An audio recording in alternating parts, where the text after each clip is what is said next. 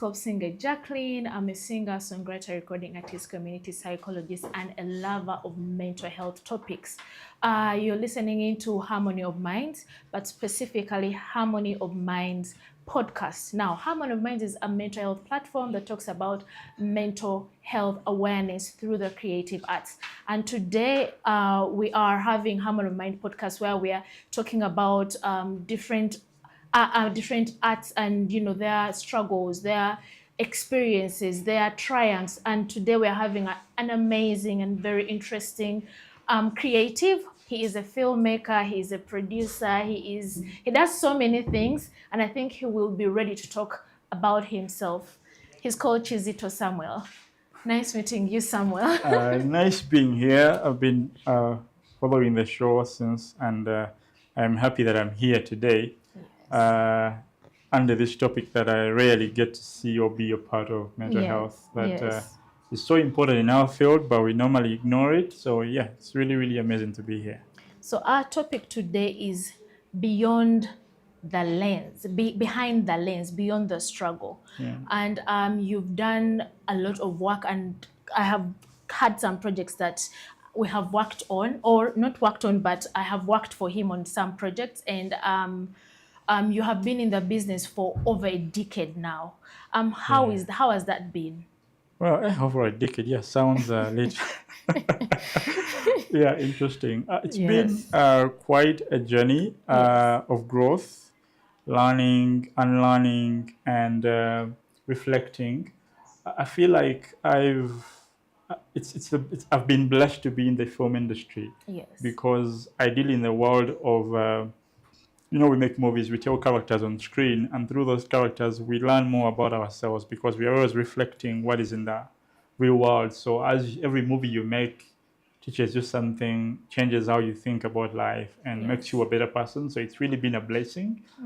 It has put me in a position of understanding people, of not being judgmental. Like it's really, really amazing. Yeah. Yes. Wow. Talking about the projects that you've worked on, and let's first talk about Forbidden. Forbidden was a groundbreaking project that you worked on. It got so many nominations. It got the impact that it needed to get. Tell me if you can tell us more about like the behind the scenes. What was the experience? And did you also expect the reception that it got, the recognition that it got? I didn't really expect the reception the film got. Yes.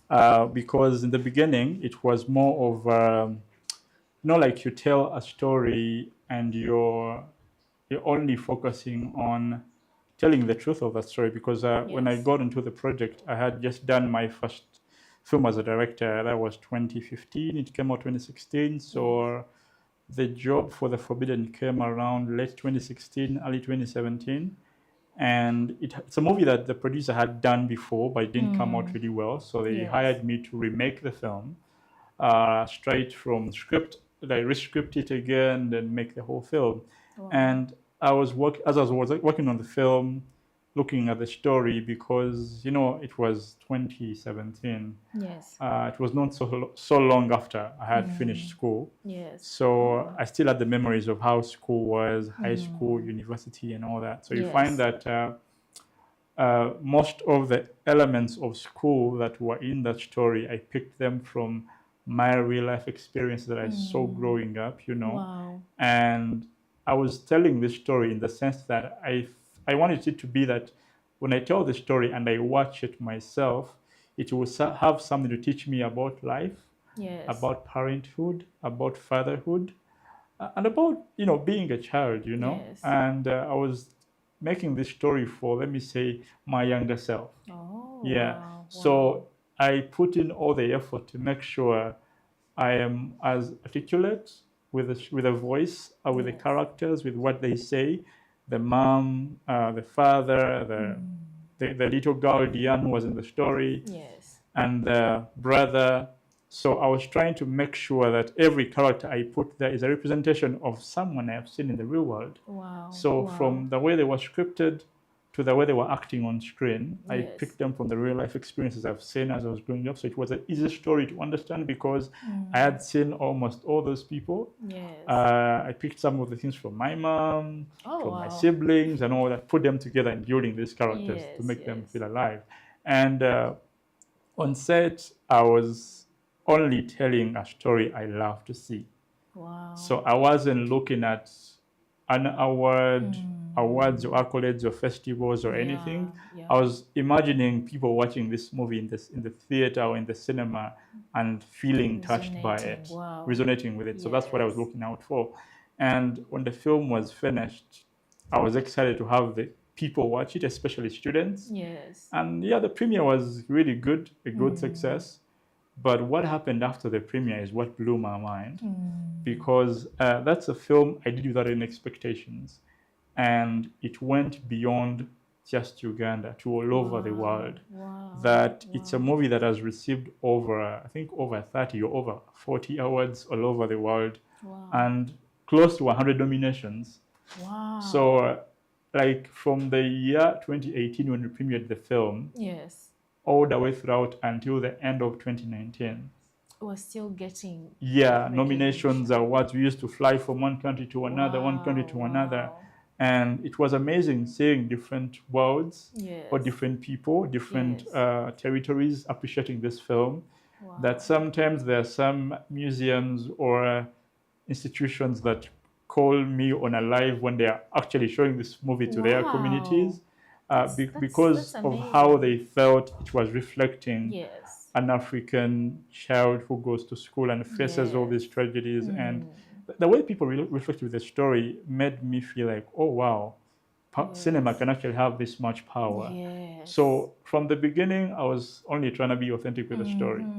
And as it kept on going, it went beyond me. I think to date, it's the movie that I've worked on that is still the most appreciated and the most successful film. Even in terms of making sales, the producer made her money back and made profits from it. Like, it's really amazing that even till now, because this year, the movie was done in 2017, but this year it was showing in the US during the Bantu Fest there. It was the first film to screen during that event. And it's amazing. Like, it's really, really, humbling to see that this movie that was done out of love and passion went on to make that success, because I was doing it for the love of storytelling and the love of being authentic with what I'm putting on screen. And yeah, I'm really proud of the film. Wow. Talking about storytelling and the projects that you've worked on, including Forbidden, Inkwanzi, and so many more, Tembele. Is there a project, is there a film that you have worked on and it fully resonates with you? You look at it and you're like, okay, now, apart from obviously Forbidden, because you've told us that, but is there like another film that really resonates with you when you look and listen and you watch it? Is there something that it pulls, an emotion that it brings out in you? I want to look through my filmography. I did Njeko, then The Forbidden, then I did Kemi's, the film that came after that. I feel Kemi could be that film as well. Wow. There are others, but Kemi, reason being, it was the last, I want to say this, it was the last sad movie I worked on that I wish to never do another sad movie like that. Because it's a movie of misfortunes. I don't know, there is a movie that has been trending called Straw by Tyler Perry. In Kemi, the character was going through so many misfortunes, like how you saw Straw happening. But this was from a Ugandan, African, local perspective. And it was trying to evoke the emotion of sometimes the decisions we make in life can lead to life going so bad that things can just keep getting worse. Yes, you can have the hope of maybe things will get better, but every decision you make today will affect you tomorrow, because it was a story whereby the tragedies of the woman started from her going in to be with a man without being officially married. Oh, So all the problems she faced after that was a result of you that got this man, decision. you're not married to this man, but you're being Yes. with them, you're having a child with them, and then Yes. that man, God takes the man, and then family now gets to treat you like you're You're not anybody. nothing. Yes. And then Yes. she faced problem after problem, problem after problem. Uh, when people watch this film in the cinema, when I was telling that story, I was trying to also go deeper into the situation of how worse can problems get. So the same intention, the same intensity I had when I was working on Kemi, it is the Yes. same intensity I used when I was telling the story. Yes. Still, I picked a few things that I could have seen, and a few elements that I could borrow from the research and from the producer, of course. And in the end, when people came to the cinema to watch this film, I had people come out of the cinema, and the few that I really got to talk to, because the film premiered in 2020 before COVID lockdown happened Yes. in Bahrain and all that. And people were telling me how the movie made them so sad that they cried and they got depressed.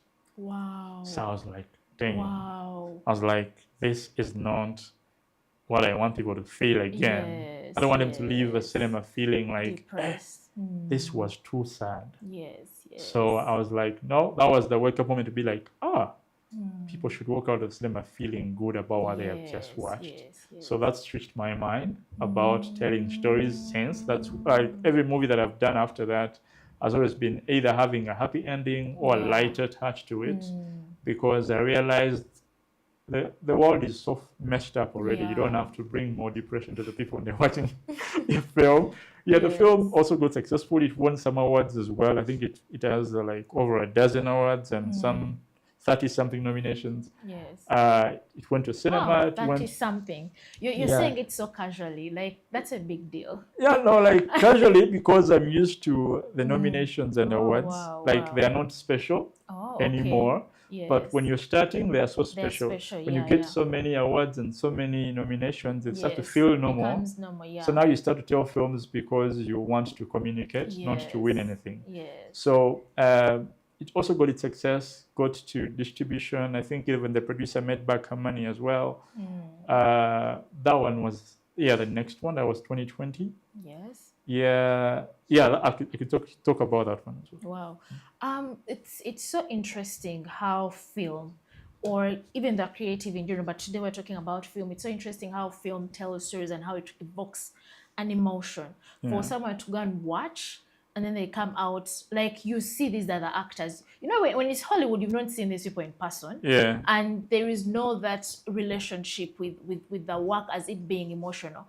But when it is our fellow actors and our fellow, Ugandans, them looking at a film and they feel like an emotion is evoked. I think film is so powerful, and I'm glad that you're now thinking about it, about using film in the positive way, so that even when you're portraying a message that is a negative, from a negative context, you make it a bit light, a little bit fun. Exactly. Wow, that's interesting. So I understand you're a mentor, you're a teacher in the film industry, I guess in Choto and also in UNCC. Yeah. Is there like a mentee or a student that has had certain work that has made you feel so proud, and how have you worked with those emotions of pride, and how have you helped those mentees and the students that you have worked with? Well, there are a number of them. I don't have to mention anyone's name. Yes. Because some of them don't want to be mentioned. Yeah. Yeah. Okay. For the 10 years I've been in the industry, Yes. I've mentored people that have won awards even at UFF internationally and all that. Some of them have become successful producers or directors, writers, including my partner. I mentored her into writing, and now she's amazing. She's a brilliant writer that she is. I could trust her with any story. She does an amazing job. Yes. She has won stuff. She's still making amazing things. Yes. She even wrote a script which is taking me to Durban this July, Wow. called The Most High. Um,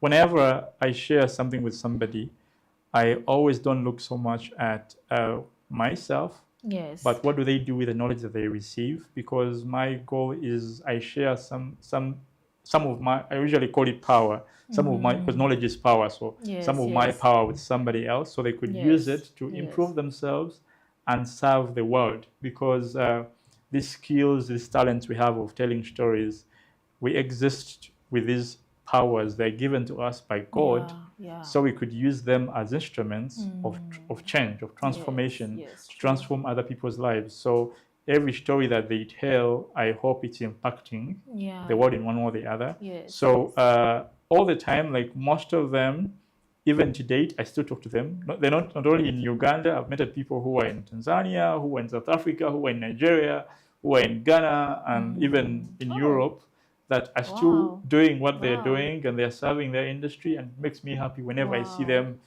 do more. Like whenever I see a film or an article written about this filmmaker that I've mentored in one way or the other, it makes me feel happy that, oh, they're using the torch to light the world. Yes, And yes. that's more of our job, you know. Wow, Yeah. wow. It's amazing.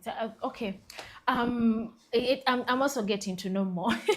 I thought I knew director because I've heard more about him from obviously your partner Yeah. and the people that you've worked with. But I'm getting to know more, and like I told you, I want to know too. Yeah. So you have publicly, talked about many films in Uganda, films that are made by Ugandans, Yeah. and you've talked about how sometimes they do not fit the audience expectations. Yeah. And as someone that is into film, who promotes films, who is into mentoring and being a leader to filmmakers, don't you think that sometimes could backfire on you as a professional filmmaker? Yeah. And also, how have you like dealt with maybe scrutiny from maybe other filmmakers that are saying, oh, you're bashing our work, you're also a filmmaker, why should you be doing this?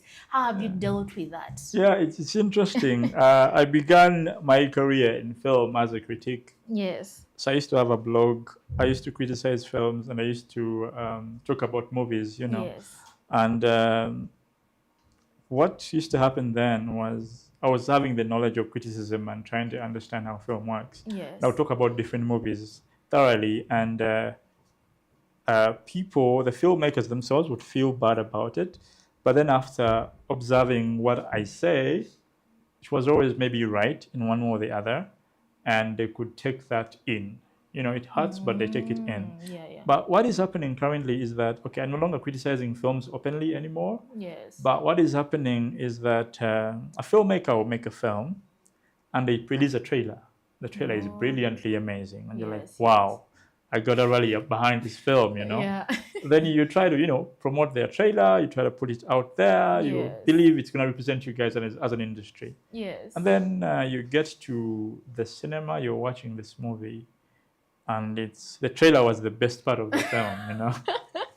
Yeah. And oftentimes, if you Yes. called a variety of people to come and Yes. actually watch this film, Yes.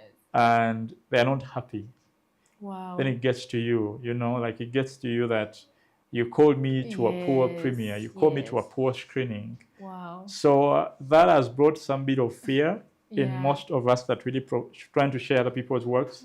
So oftentimes you may want to share a piece of somebody if they have called you in a pre-screening that you've watched what they're going to put out. So you can Yes. praise whatever they're going to put out, because you praise something, you bring someone who would have come to another event, they get Wow. disappointed, and they're like, Yeah. never to come to your events again. Yes. So it's a thing that I don't know the easy solution, but I think the filmmakers who are planning to make movies, they should save us and try to do their best. Yeah, they save us and don't do their best. Yes. Yes, their best could be that That- substandard yeah. work, Yes. but even before you release a movie, consult from people, Yes. have pre-screenings, and have you can call me, you can call anyone who you believe is really has a good eye for detail, Yes. Yes. and they watch the movie for you and they tell you where you should touch bits here and there, because But sometimes maybe we could look into growth. What if it's like their first project? How can they, come from that? Whereby yeah it's their first project, they do not know so many people in the industry, yeah and then as they keep on moving, they start to yeah get to know you and other. to anyone who is watching this and you're starting your first project, I hope many people get to watch this. Yes. If it's your first project, learn this and learn it today.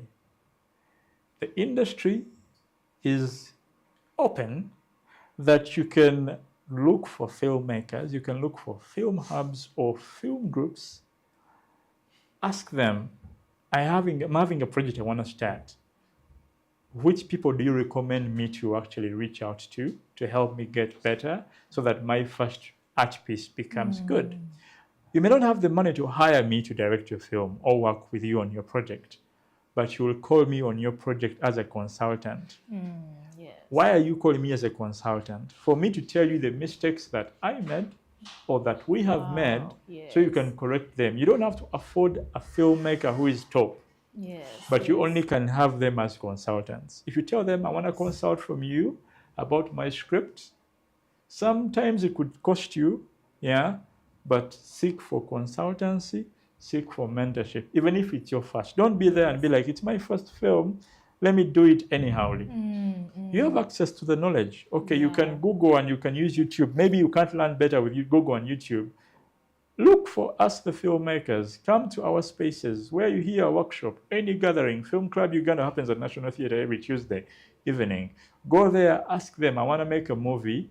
Which people can you recommend me to? Yes. Then note, if they recommend you to somebody, do a background check about them. Google about them and see what have they done before and what is being said about them.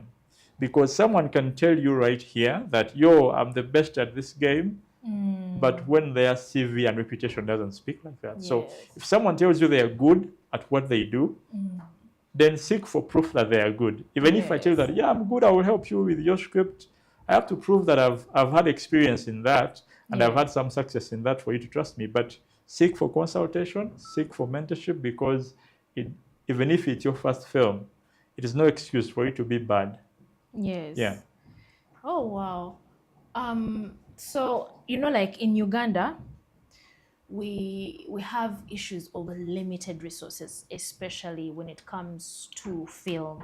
Yeah. Because you've talked about if an artist, if a filmmaker is, if someone that wants to make a film wants to do something, they should reach out. And us having these limited resources in Yeah. Uganda, I believe so, and you nodding your head, you're confirming. But is there like a time where you had a project be limited with resources, maybe actors, Yeah. money? How did you handle this so that it doesn't, crumble completely to the ground? Now, here's the funny thing, eh? Yes. Every film has had that. Oh wow. Every film I've worked on has never had enough money, Wow. has never had enough resources. Some of them you're lucky enough that they come out, some of them you're lucky enough that they don't.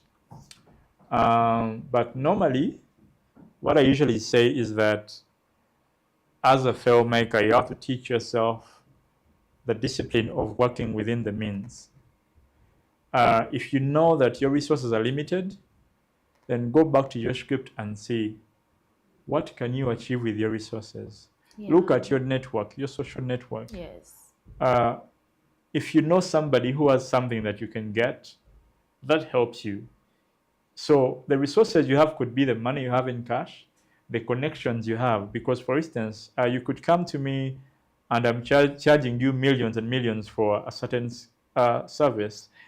And then, but then there is somebody else, I don't know you, so I'll charge you my millions, but there is someone else that I know who I can actually go and I work with at almost nothing because Wow. of the network I have with that person. Yes, yes, yes. So look, like build a network. Yes. If you know this person can lead me to this person, get this person on board to your project. Someone can actually come and make me a producer of their project when they don't actually need my producing skill, but all they need is the network I have. Yes. They know yes. if I have someone savvy on my project, I have I'll some get sense, this yeah. one, I'll get this one, I'll get this one, even if I don't have as much resources. So Wow. there are never enough resources. You will never have enough money. But the thing is, what you have, what can it do? If you don't know what you have can do, I said it again, consultation. Before you do the first step of making your film, look for someone and tell them, okay, I want to make this film. How much do you think it will cost me and why? Most times producers come to me when they want to hire me and they have a small budget. And I don't want to tell them that, oh, you need these, tens and tens of Yes. millions.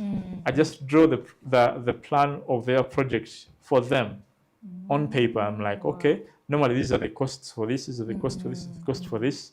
This is how you can counter this, how you can counter that. So I show them the realistic expenses that they would Yes. actually need at the lowest minimums. So when someone can show you the realistic things that are, okay, you need to spend on this, spend on this, spend on this, then you know, okay, I need food worth $1 million shillings. Then you're like, can I get food for free from somebody? You've saved yourself $1 million. I need equipment worth 20 million. Do I have a friend who can actually provide me with equipment? And I give them 5. Yes. Then you need actors worth this. Do you have a way you can get Friends, actors yeah. that can work on a few facilitations and then later compensation? You need a crew of around, let me say, 15 people. Can you work with 10? Can you work with 7? So it's more about you knowing what do you need and how can you counter that. So normally when you consult, maybe before I work with a producer, I first draw for them a budget. And I'm like, you say you want to spend, let me say 70 million, but me, I think you need 200 million. Then I have to draw for you what your 70 million can do. And what more. I'm saying 70 million not to scare people. It will actually be less, but I'm using that as, Yes. I don't want to use a less figure Yes. that would, strangle you in the neck. But people have spent less than that on a project. Yes. So I draw it for them, and then they see the realisticness of achieving things, and the unknowns also come there. When you consult, you save yourself from spending so much. When you don't consult, you go with your 10 million, and the project will not see the light. Or it will see the light, but you will not be happy to show it to people. Or when you show it to people, you will be the ones who will be taking our audience away to Western Hollywood films. Yeah. Actually, consultation is key when it comes to film and even creativity. I remember the first projects that I worked on personally. I spent too much because I did not consult. I just went with whoever came, and you spend too much. But now that even the networking, the people that you worked with before, they're like, no, don't worry, let me just pay for the camera alone, my fee. You don't need to pay for my fee. There are those things that networks, I think bring in. Yeah, and yeah, I totally agree. Not that even if I don't agree, it doesn't matter. But I totally agree. But again, you've had many of your works in film festivals and many places that that love to see the work that you have done. And the question is there like a way? Is there like a time you compromised your creativity or your filmmaking skill to fulfill maybe the requirements of a specific festival or the requirements of a specific, entry to these films? Really, I haven't done that because every story that I tell comes from the need for me to tell that story. Oh, wow. So oftentimes I don't look at which festival do I want to go to. Yes. I look at what story do I want to tell and who is going to watch it. That is the audience. So I make that story tailored for that audience. So these festivals or platforms come in as by the ways, like in case, because I'm like, I'll make a movie that I know, I'll take it to the cinema. Yes. So the compromise that I will have is, will Media Council okay my film? So the compromise we have in Uganda is do what Media Council will allow. So there are some themes you will not have in your film because Media Council or the rules of Uganda will not allow you to tell such a story. Okay. Those are the compromises you can actually have. But besides that, it's usually more about, will the audience consume this? The audience, I hope, is it a school? Yes. Is it grown-ups? Is it whatever? So it's usually that. I haven't been a person who does a film to be like, I want to go to this festival. This is what they normally take. Let me make that. It's more about, what story do I have that I want to tell? And can I afford to tell that story at that time? Then I tell that story. So because I know one thing, you tell your story authentically so well, the world will receive it. Yeah, like I don't put those limitations on me to be like, I have to do this. I'm like, no, if the story demands me to do it in a certain way, I'll not compromise for the other platform. I'm like, because at the end of the day, we make these movies for what? For people to watch. Yeah, so if people can watch my film, that is the thing. Like, do I have a cinema where I'm going to show it from? Do I have a platform where I'm going to show it from? Do people access it? That is the first. Wow, you've had it from the filmmaker himself. A decade of experience. Do your work authentically. Let it be your story. Let it be for the people, not for the industry, not for the festivals. Whew, okay, director. I'm sorry, I still call you director because I met you as a director. But when it comes to the hats that you wear, you're a filmmaker, you're cinematographer, you're into mentoring and all of these other things, which is that hat that gives you the fullest gratification, and which is that hat that you're like, if I can pass this today, which is that whereby you're like, I cannot wait to be in these shoes, or that hat that you can be like, I pray they postponed or something? I think the hat of a director. Wow. Yeah, because that's where my heart is. Directing films, like, I'm so passionate about the process of that. Why so? Why so is because the director leads the key creative. Oh. And I joined film because I got to realize that with film, you are like a god. Wow. You can create a world, put in creatures, and breathe life into them and make them live in that world on screen.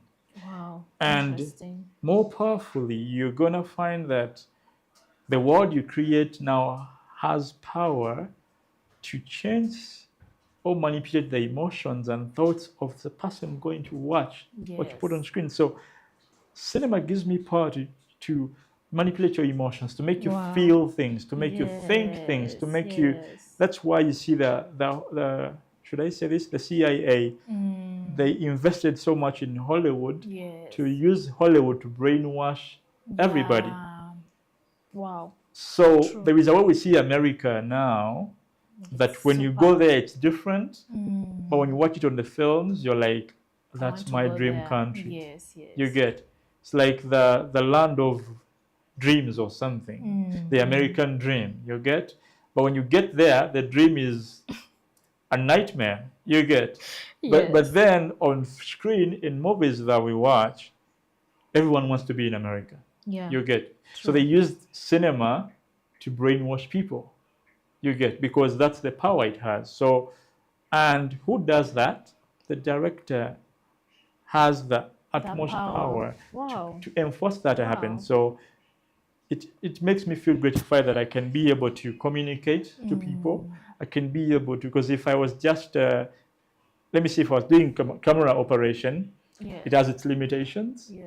Writing has its limitations. Let me say editing that I do as well has limitations. But directing works with all these together. Like, it informs their decisions in one way or the other, because it's the vision of the director that the movie usually follows.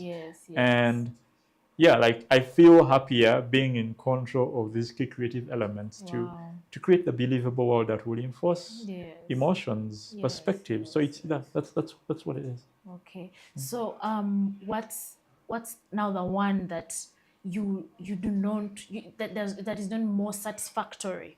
That I do. Yes. That I feel like this, I would have not done it. Yeah. I think producing. Oh, wow. Yeah, I would Why? rather have someone else produce Mm, than I do the other key creative things. I mm, think it's producing, yes, because I am so creative in mind, and producing is so creative, but in a logistical sense. mm. And yeah, I have a business mind to a certain degree, but then I'd rather have someone else do that than I do the creative. Okay. Yeah, Oh, that's interesting. yeah. Talking about that, when you think of the moments that you've had in film for a decade or even more, um, what is that moment that you can recollect that brings joy and gratification, or the moment that brings disappointment? I don't know, it could be about, whichever you're still saying. Um, the moment that makes me feel like, yeah, that was the moment I directed my first film called Bonjako, and I got the first nomination. It was called Best Feature Film by a Director, Best First Feature by a Director. It was an African Magic, Africa Movie Academy Awards in Nigeria. Okay. So that was I think the first international nomination I got for directing my first film. And then the Amas team at the time, I don't know if they still do it nowadays. They flew me to Nigeria to attend the event. I didn't spend a coin. Wow. So all I had at a time, it was like, you're broke and shit as a filmmaker, and all you have is your passport. Yes. Uh, Documents alone. all I had to have was my passport and get Mm. myself to the airport at Oh, Entebbe. That's all I had wow. to do. So Wow. everything else was catered for them. Mm. At that time, the visa was $2 actually. I paid $2 for the visa. Right now, Mm. it's $100 though. Oh, wow. So I went to Nigeria at a fully paid trip because I was a filmmaker who made a movie. Wow. So, and I was in this room, that was 2017. I was in this room, Ramza Noah is there. All these people that I Wow. grew up watching on these Nigerian movies on, Rico TV and Mm. all that, like you're seeing all these They're legends there before in the you. same room. You're sitting in the same, because the nominees are put in a certain, Wow. VIP section, and you're all Mm. there together and you're looking at them like live, and you're like, Yeah, yeah. is this really happening? Because I Wow. couldn't believe it. And I was like, so film can take someone this far. Yes. Like, it was so surprising because at the time I was like, I wasn't so sure. Am I in this film Yeah. industry? Am I not? And then I'm like, I think I really gotta stay here, because if I can be appreciated like this Yes, because I made a yes. movie that is not even the best there is in the world, then Yes. what happens if I make a greater one? Yeah. Then I came back and guess what? I made The Forbidden, Wow, and it wow. became something. So that moment, me flying to Nigeria, was that moment that made me be like, oh, Wow. I think I should really do this for real. Mm, Yeah, that was the moment. The regretful moment, do I have? I usually forget the negative things that I encounter in life because I'm a positive positive person. person, So yes. I end up forgetting the things that are really downsides. I always end up remembering the recent ones. Yeah, because it feels like I've had a good time throughout the experience, even if they've been downsides. Yes, I yes. took them as lessons. Like every time I Yeah. have a setback, it looks like a lesson to me, Yes, yes. than me being there and I beat myself. Oh my God, this has Yes. fallen. You Well, know, that's yeah, having a very good perspective to life. yeah, People that are always constantly. Actually, I learned that from you when we were doing in Kwanzi, yeah, and you're like you're talking about certain experiences that could have made me feel like my world was crumbling. You're like, oh, that there's no AC in the car, and then you're all sweating, and I'm like, what? And I was like, wow, you're talking you're talking about it as if it was, who cares? yeah. And Because I went with that. I yeah, also have that kind of like attitude of who cares? Like yeah, I'm going through there this. is a thing that as long as you're still breathing, Yes. like Preach. that's what matters. As long as you're Yes. still breathing, Yes. tomorrow can always be a better day. Yes. So oftentimes I'm like, okay, today is not good, but maybe the next hour or tomorrow things are going to turn around. So I live like that, like every day it will be Wow. tomorrow, tomorrow, tomorrow. Wow. So I Wow. live on the hope of things will get better. Let me just be doing what I can do than beating myself up for whatever is going astray right now. And that has kept me sane because I haven't really reached a moment where I'm like, oh, I am so depressed. Yes. I beat myself. I'm like, okay, I'll get depressed for like 2 minutes. Then I'm like, oh, get back in the mood. And then, yeah, I have that quick, how do I call it? It's a reflex in me that kicks me back into my sanity. Yes, yes. Whenever I'm trying to get sad because I am like, yo, so you get sad, then what? Wow. Are you going to change Actually, it? Yeah. talking about that, for example, if a project has not performed the way you expect, Yeah. in sales, in, okay, I don't want to say nominations because to you, you know, but mainly let me say in sales, how do you recuperate? Do you like get to the next project? Solitude? Do you go out and, you know, like go maybe to Dubai or something? How do you deal with that? Where you go for holiday? Have I gone for a holiday? I don't know if I have. My holidays are still film, like I Work. film things. I will travel to another country. I chill Yes. as I do film things. Oh, wow. I haven't really gotten a break. I don't have a reason to have a break. I haven't done anything yet that makes me feel like, oh, I should take a break. I feel like I haven't achieved anything. But um, every time I make a movie, it comes out, like from the moment I start making the movie, it's teaching me lessons. Yes. So by the time I finish the film, it is premiered, it's released, it takes a year, maybe in festivals, in the cinema, or whatever. I usually take 1 year to make another film. Oh, Like each film, I give it a full year full, yeah. because I give myself enough time to learn, enough time to reason, Yes. enough time to grow. Because if I rush to another one, I pick no lessons from the previous ones. So I do this film, I wait for the feedback, I see the failures, I am like, okay, I walked this path the other time Yes. and I made a mistake, so I should change this time around. I do this, or I want to experiment this. So it's always a learning process. I don't always be like, let me just be producing movies like a rabbit. Yes. I just be like, okay, I made this film. Yes. What was the impact? Did I achieve the goal? If I Yes. didn't achieve, I'm like, okay, then I have to do the same process again because I didn't hit the goal for the impact I wanted. It's usually more about impact on the audiences, basically. These other achievements of has it made some money, has it gotten an award, they are more like rewards, I think. Like if you make a good film and you make it accessible, usually the rewards are going to be the money and the awards and all that. So if you don't get them, it means there is something you didn't learn somewhere. And there is a, you know, they say that whenever we're coming into this world, into this earth, Yes. we always we sign an agreement of life, and the first agreement we sign is we shall forget whatever we know. So you come as babies, and we agree that we are going to be going through lessons. Yes. And they're not mistakes in life; they are lessons. Yeah, true. So they say a lesson you only change to another lesson if you've mastered this one. So if you realize that you're repeating the same mistakes, it means that you haven't learned from that mistake.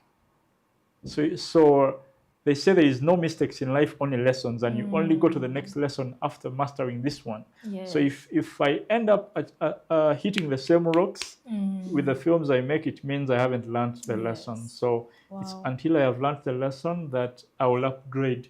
Okay. So I take enough time to see which mistakes I made. I use them as learning points to improve. Yeah. Oh, wow, wow. I'm learning a lot right now. I'm learning a lot. But you have been involved in the Uganda Academy Selection Committee. Yeah. And even personally, on your social medias, I've seen you being in mentorship programs by UFF and UNCC projects in connection to film. So you've shaped your own path when it comes to film, and as that also has shaped the industry as well, the film industry as well. Yeah. Do you think this weighs heavy on you? Do you think this is a responsibility that is a heavy load for you as an individual? Well, I have a mindset. They say the value of life is to love and to share. Um, I tend to believe that I was put on this earth to love and to share, Yes. and through sharing there is service. Yes. So if I spend a day without serving, then I'm wasting my time. Wow. So I feel like it's not that it's a responsibility, but I feel like I should live as I serve, because time is limited. Tomorrow I'll be gone, and what will I leave behind? So when I serve, I'm releasing a bit of my energy, a bit of my power to the world for the world to use it. Yes. So if I don't, if God has given me power, I mean the skills, the talent, knowledge, the effort, the knowledge, the wisdom, God has given me that. It's not to keep it, to give it out. So if I get any thought in mind of something I can do that could help the industry in one way or the other, or the country or the world, I'll do it. Wow. So I'll do so much more. I don't get overwhelmed. I'll do so much more until I can't do anything anymore. Wow. So, and that will be when I'm gone. So when I am gone, so even if I went today, I'll be happy. Wow. Because I have served. Wow. So I want to keep serving, because every day I get, every month I get, it's more time to keep serving the world.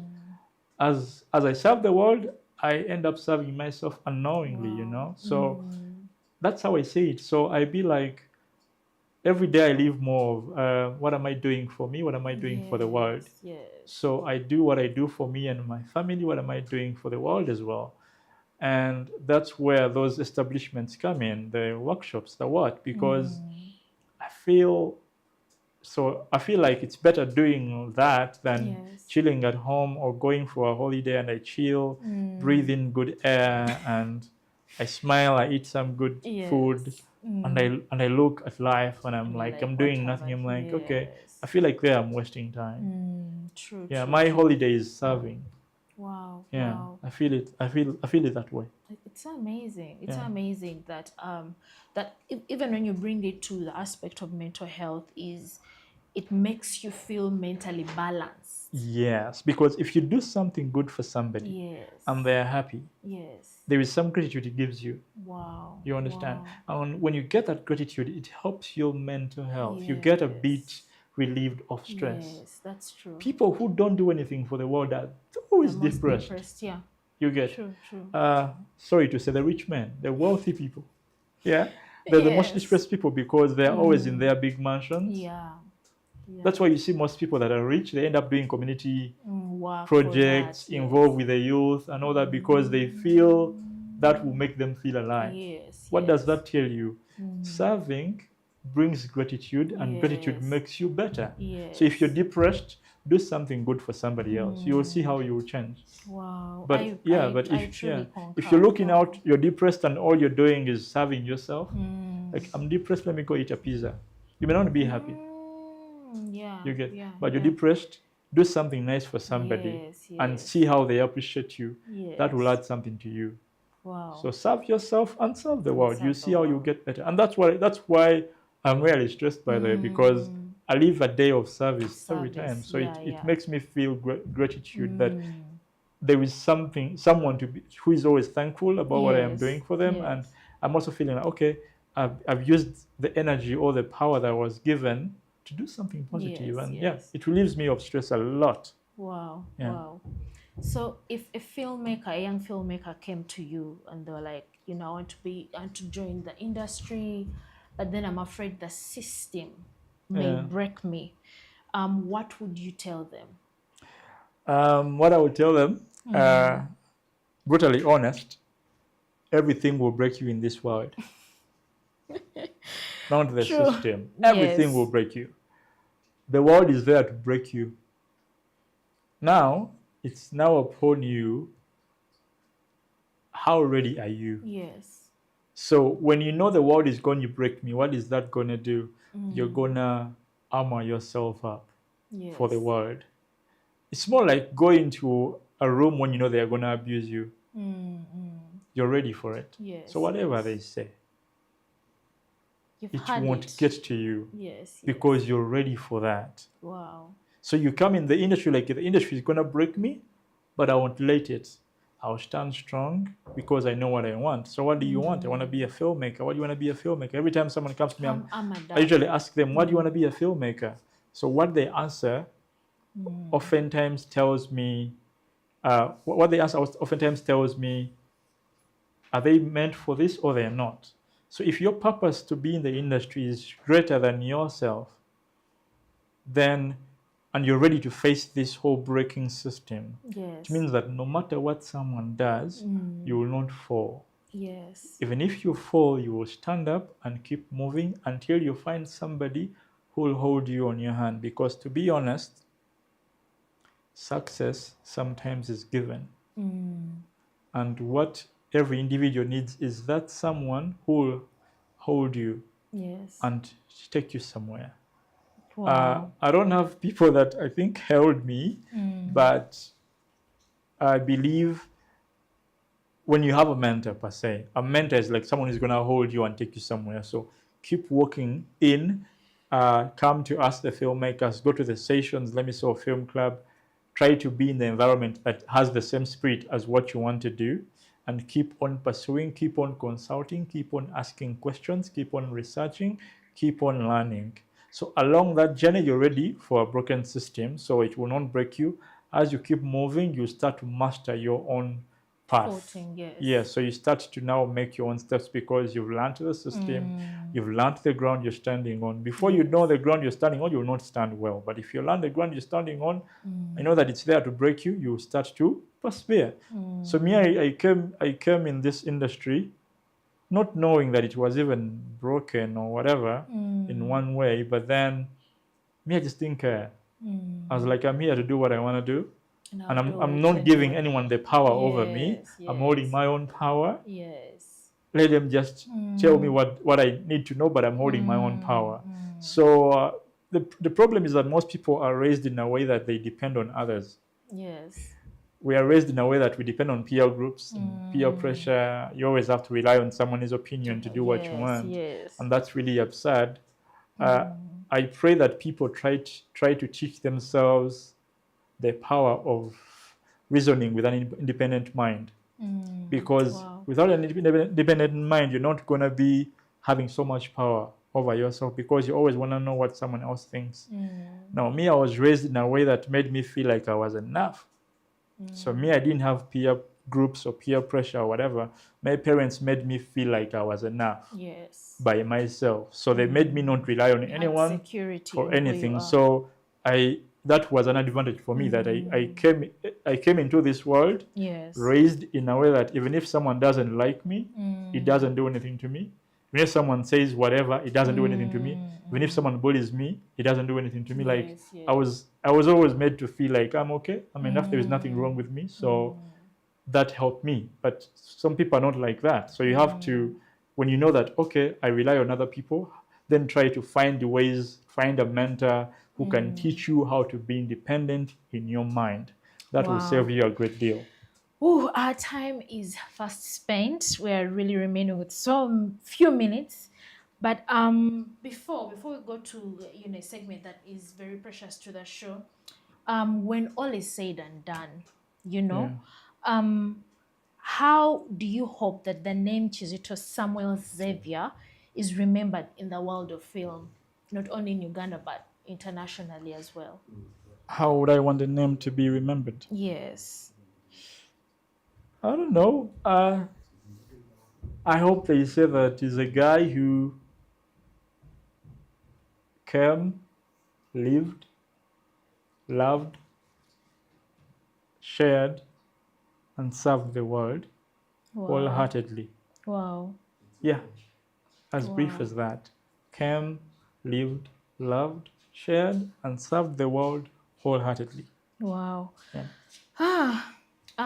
We are into a segment that we just want to thank the people that are watching us live on YouTube, Living Arts.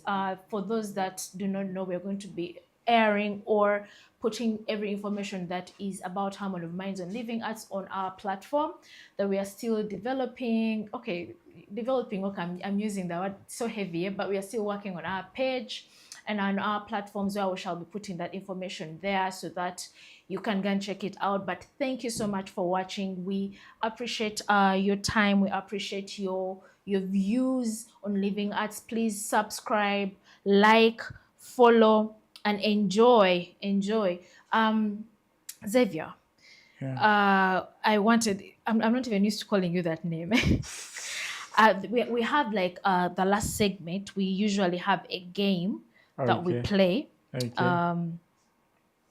Just a minute. We usually have a game that we play. It's called Fun and Fiery.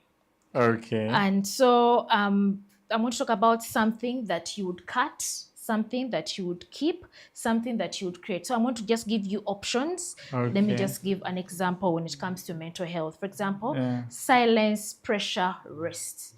Choose what you can cut, what you can keep, and maybe get something that you can create. Okay. I pick one thing I can keep, Yes. one thing I can cut, Yes. and one thing I can what? And then create something that you could add on the list. Using those two that. Yes. Okay. Say it again. Silence. Silence, a minute. Silence, Pressure, rest. I'll cut rest. You would cut rest? Yeah. So what would you keep?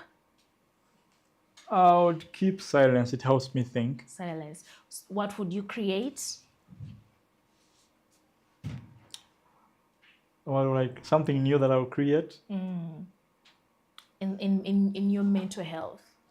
When I use silence, what will I create? I would create TikTok. peace of mind. Peace of mind. Wow. Yeah. That's amazing. So we are going to go when it comes to film. So we have award shows, late night editing. It's like I know what you're going to say because of our interview. Late night editing, emotional actors on set. What would you cut?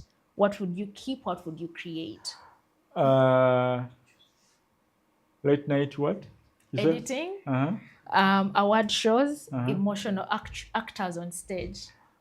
Emotional actors on stage. You would keep. No. I want to cut the Award shows. I'll cut the award shows. Okay. I'll keep the late night editing. Okay. What will I create? Late night editing usually helps me create fine products. Wow. Yeah. Okay, that's interesting. Oh my goodness, guys, we have come to the end of Harmony of Minds podcast. It has been an amazing experience. I had a lot to learn.